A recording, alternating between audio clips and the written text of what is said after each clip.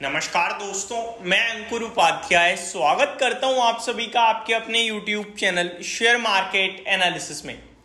दोस्तों, auto stocks में आपने एक बहुत ही तगड़ी तेजी देखी है बीते 2 सालों में। और ऑटो स्टॉक्स में अगर आपको लगता है बहुत ज़्यादा तेजी आई है तो एक बार ऑटो एंसिलरी कंपनीज को देखिएगा।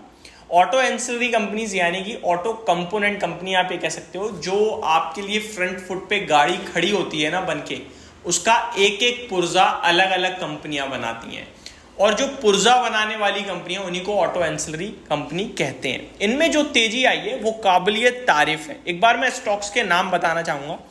उनो मिंडा जो हमारा फेवरेट रहा है, इस स्टॉक की बात करें अगर तो 2 साल में शेयर ने अपने इन्वेस्टर्स को अराउंड पैसा डबल करके दिया है, लेकिन ये तो कुछ भी नहीं है। अगर मैं 5 साल की बात करूं तो स्टॉक ने 600-700% के रिटर्न्स डिलीवर्ड करे हैं।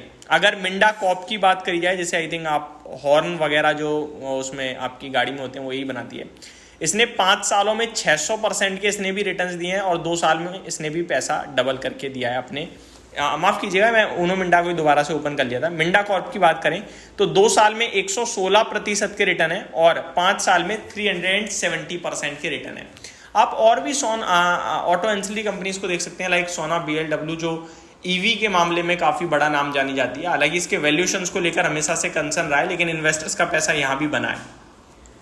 अब एक इकरा ने रिपोर्ट निकाली है इन्हीं कंपनीज को लेकर, और इकरा ने नेगेटिव रिपोर्ट निकाली है। दोस्तों, इकरा का मानना यह है कि ये जो कंपनियों में ग्रोथ आई है ना, अब थोड़ी स्लो डाउन पड़ सकती है। क्या कह रहा है इकरा, चलिए समझने की और जानने की कोशिश करते हैं।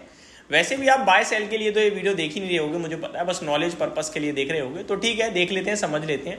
एंड वन मोर थिंग, अगर आप अभी भी किसी स्टॉक में जाना चाहते हो तो मेरे को ऑटो एंसिलरी में अभी भी उनो मिंडा, गैब्रियल इंडिया और मिंडा कॉप अच्छे लगते हैं। एंड बियरिंग बनाने वाली MNC कंपनी सेफलर, SKF और टिमकेन, ये मेरी फेवरेट है लॉन्ग टर्म पर्पज से। अब ऑटो एंसिलरीज पर इकरा की रिपोर्ट, FY24 में मजबूती के बाद FY25 में धीमी होगी ऑटो एंसिलरी की ग्रोथ, ये हेडलाइन बनाई है इकरा ने। 14% की तुलना में FY25 आय 5 से 7% बढ़ने की उम्मीद है। तो अब जो रेवेन्यू है ना वो 5 to 7% बढ़ेगा, 14% जो कि बढ़ा था आपके लिए FY24 में। तो ऑलमोस्ट आप कह सकते हो आधी कर दी है इन्होंने ग्रोथ। तो काफी ज्यादा प्रॉब्लम देख रहे हैं ये। घरेलू OEMs की धीमी ग्रोथ का ऑटो एंसिलरी पर बड़ा असर पड़ सकता है।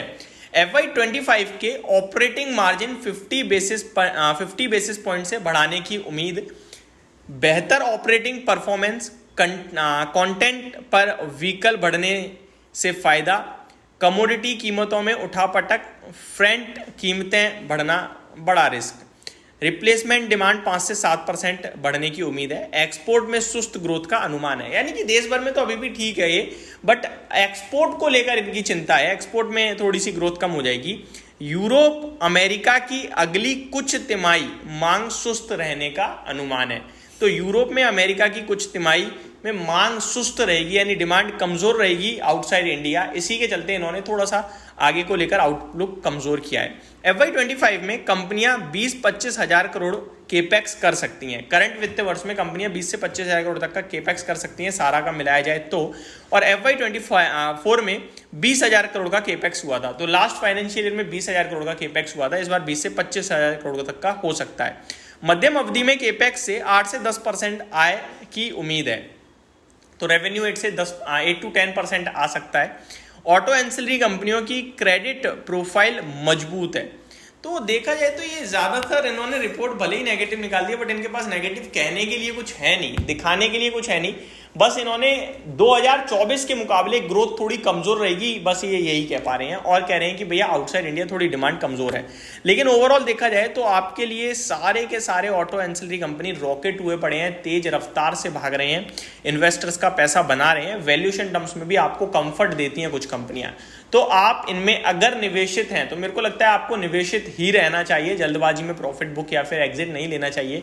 इनफैक्ट चार्ट्स पे तो समय ही ब्रेकआउट आ रहा है, आप इन्हें कैरी कर सकते हैं ट्रेलिंग स्टॉप लॉस के साथ, प्रीवियस स्विंग लो लगा के। और अगर आप फ्रेश एंट्री ले रहे हैं तो किसी डिप का वेट कर लीजिए। वैसे मैं इन स्टॉक्स में देखता हूँ डिप में डिप आती नहीं है, आपने अभी 4 जून को पूरा बाजार क्रैश होते हुए देखा था, वहां भी ये स्टॉक अपने लाइफ हाई से 10-15% मैक्सिमम लेवल पे नीचे थे। तो ये नोट कर लीजिए, लिख लीजिए आराम से, जब भी गिरे तब आप मौके ढूंढिएगा। Gabriel India, Uno Minda, Minda corp, ये 3 हो गए। और लाइफ लॉन्ग यानी सदाबहार स्टॉक जो है वो आपके सेफलर, टिमकेन, एसकेएफ, ये तीनों एक ही काम करती है। इनमें से आप चाहो तो कोई एक भी ले सकते हो, कोई भी एक जो आपको ज़्यादा पसंद आए, जिसमें आप पढ़ो लिखो और ज़्यादा जो समझ में आए वो आप उठा के अपनी पोर्टफोलियो का पार्ट बना सकते हो। तो ये मेरी तरफ से एक शॉर्ट सिंपल अपडेटेड वीडियो थी। होप आपको सारी चीज़ें समझ में आई होंगी। Thank you so much for watching this video. Have a great day guys.